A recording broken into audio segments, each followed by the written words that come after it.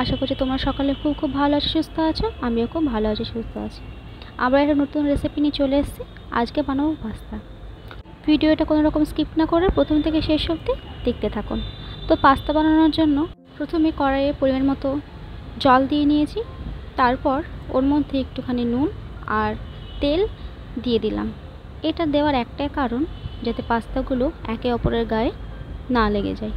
তো আমি এখানে 100 গ্রাম মতো পাস্তা ইউজ করেছি। তোমরা কোয়ান্টিটি মতো জল কিন্তু দিয়ে নেবে। 100 গ্রাম পাস্তার জন্য এইটুকু জলে কিন্তু ঠিক আছে। তারপর আমি কিন্তু এটা ভালো করে কুক করে নেব। কুকটা কিন্তু খুব বেশি করব না, কারণ আমাকে এর আগেও অনেক স্টেপ ফলো করতে হবে, সেই জন্য। এইভাবে কুক হয়ে যাওয়ার পর আমি কিন্তু ওর উপর দিয়ে ঠান্ডা জল ছড়িয়ে দিলাম। এর কারণ হচ্ছে এটা যাতে ওভার কুক না হয়ে যায়। তো দেখতে পাচ্ছেন এটা কিন্তু আমার রেডি হয়ে গেছে। তো সেদ্ধটা কিন্তু খুব বেশি করব না, খুব অল্প পরিমাণে করব, কারণ বললামই তো অনেক স্টেপ আরও আছে। তো এই দেখো, তারপর একটা ফ্রাই প্যান নিয়ে নিয়েছি।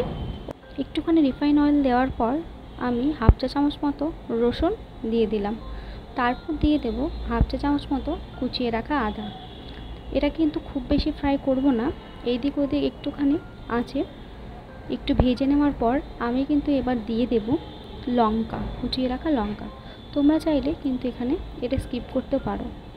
তারপর সুন্দর করে এদিক ওদিক একটুখানি ফ্রাই করে নেওয়ার পর এবার দিয়ে দেব আমি কিউব আকারে কেটে রাখা পেঁয়াজ।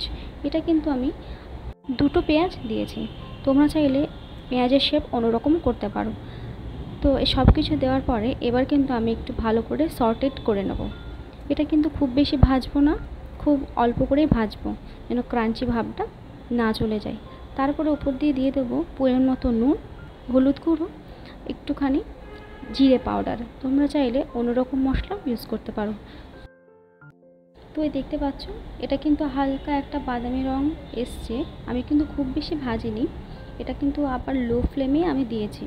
তো এই দেখো হয়ে গেছে। হয়ে যাওয়ার পর আমি কিন্তু এবার একটা ডিম ফাটিয়ে এর মধ্যে দিয়ে দেবো।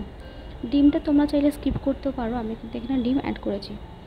তো এই দেখো ডিম দিয়ে দেওয়ার পর আমি কিন্তু সুন্দর করে এটাকে ভাজা ভাজা করে নিলাম। তারপর একটা মতো টমেটো আমি এখানে পেস্ট করে এর মধ্যেই দিয়ে দিলাম। টমেটো দেওয়ার ফলে কেচাপটা তুমি কিন্তু এখানে স্কিপ করতে পারো। তো টমেটো দেওয়ার ফলে এটা গন্ধটা কিন্তু অসাধারণভাবে আসবে। তারপর আরেকটু আমি নুন দেওয়ার পর এদিক ওদিক সুন্দর করে একটু নেড়ে নেওয়ার পর একটুখানি ফুটিয়ে দিলাম। এবার কিন্তু দিয়ে দেবো ওই যে আমার কুক করা পাস্তাগুলো। এই যে পাস্তাগুলো দিয়ে দেওয়ার পর আমি কিন্তু এটা এদিক ওদিক সুন্দর করে নেড়ে নিচ্ছি। তারপরে কিছুক্ষণ ফুটতে দেব। ফুটে দেওয়ার পর একটু জল জল ভাবটা কেটে যাওয়ার পর আমি কিন্তু ওর মধ্যে একটুখানি বাটার অ্যাড করে দিলাম, যাতে টেস্টটা বেড়ে যায়। তোমরা চাইলে চিজও অ্যাড করতে পারো, আমি কিন্তু এখানে বাটারই অ্যাড করেছি। আর এই যে টেক্সচারটা যেটা আসবে সেটা কিন্তু অসাধারণ আসবে বাটারটা দেওয়ার ফলে। তো সেই জন্য দিয়ে দিয়েছি। তো সবশেষে আমার পাস্তা কিন্তু রেডি। কালারটা দেখতে পাচ্ছেন তো অসাধারণ এসছে।